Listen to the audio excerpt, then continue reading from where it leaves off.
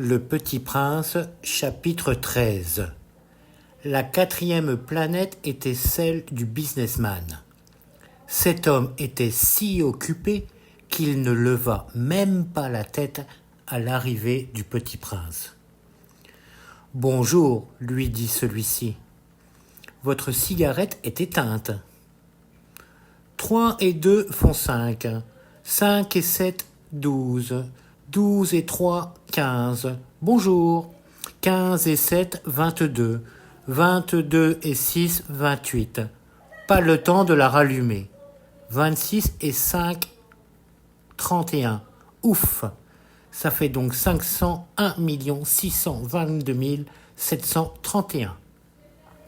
500 millions de quoi? Hein? Tu es toujours là? 500 millions de... Je ne sais plus. J'ai tellement de travail. Je suis sérieux, moi. Je ne m'amuse pas à des balivernes. 2 et 5, 7. 501 millions de quoi? Répéta le Petit Prince, qui jamais de sa vie n'avait renoncé à une question, une fois qu'il l'avait posée. Le businessman leva la tête. Depuis 54 ans que j'habite cette planète-ci, je n'ai jamais été dérangé que 3 fois. La première fois, ça a été il y a 22 ans, par un hanneton qui était tombé Dieu sait d'où. Il répandait un bruit épouvantable, et j'ai fait 4 erreurs dans une addition. La seconde fois, ça a été il y a 11 ans, par une crise de rhumatisme. Je manque d'exercice. Je n'ai pas le temps de flâner. Je suis sérieux, moi. La 3e fois, la voici. Je disais donc 501 millions. Millions de quoi? Le businessman comprit qu'il n'est point d'espoir de paix. Millions de ces petites choses que l'on voit quelquefois dans le ciel. Des mouches? Mais non, des petites choses qui brillent. Des abeilles? Mais non, des petites choses dorées qui font rêvasser les fainéants. Mais je suis sérieux, moi. Je n'ai pas le temps de rêvasser. Ah, des étoiles. C'est bien ça, des étoiles. Et que fais-tu de 500 millions d'étoiles? 501 622 731. Je suis sérieux, moi, je suis précis. Et que fais-tu de ces étoiles? Ce que j'en fais? Oui, rien. Je les possède. Tu possèdes les étoiles? Oui. Mais j'ai déjà vu un roi qui...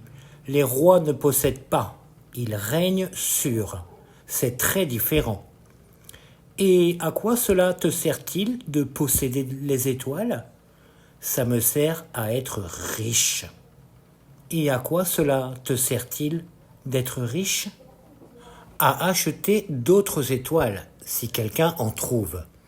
Celui-là se dit en lui-même le Petit Prince, il raisonne un peu comme mon ivrogne. Cependant, il posa encore des questions. Comment peut-on posséder les étoiles? À qui sont-elles? Riposta grincheux le businessman. Je ne sais pas. À personne. Alors elles sont à moi, car j'y ai pensé le premier. Ça suffit? Bien sûr. Quand tu trouves un diamant qui n'est à personne, il est à toi. Quand tu trouves une île qui n'est à personne, elle est à toi. Quand tu as une idée le premier, tu l'as fait breveter, elle est à toi. Et moi, je possède les étoiles, puisque jamais personne avant moi n'a songé à les posséder. Ça, c'est vrai, dit le Petit Prince. Et qu'en fais-tu? Je les gère, je les compte et je les recompte, dit le businessman. C'est difficile, mais je suis un homme sérieux. Le Petit Prince n'était pas satisfait encore. Moi, si je possède un foulard, je puis le mettre autour de mon cou et l'emporter. Moi, si je possède une fleur, je puis cueillir ma fleur et l'emporter. Mais tu ne peux pas cueillir les étoiles. Non, mais je puis les placer en banque. Qu'est-ce que ça veut dire ?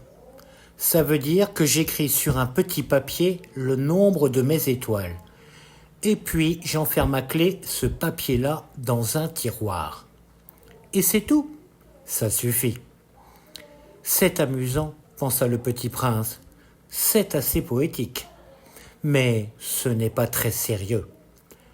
Le petit prince avait sur les choses sérieuses des idées très différentes des idées des grandes personnes. Moi, dit-il encore, je possède une fleur que j'arrose tous les jours. Je possède 3 volcans que je ramone toutes les semaines. Car je ramone aussi celui qui est éteint. On ne sait jamais. C'est utile à mes volcans et c'est utile à ma fleur que je les possède. Mais tu n'es pas utile aux étoiles. Le businessman ouvrit la bouche mais ne trouva rien à répondre. Et le petit prince s'en fut. Les grandes personnes sont décidément tout à fait extraordinaires, se disait-il simplement en lui-même durant le voyage.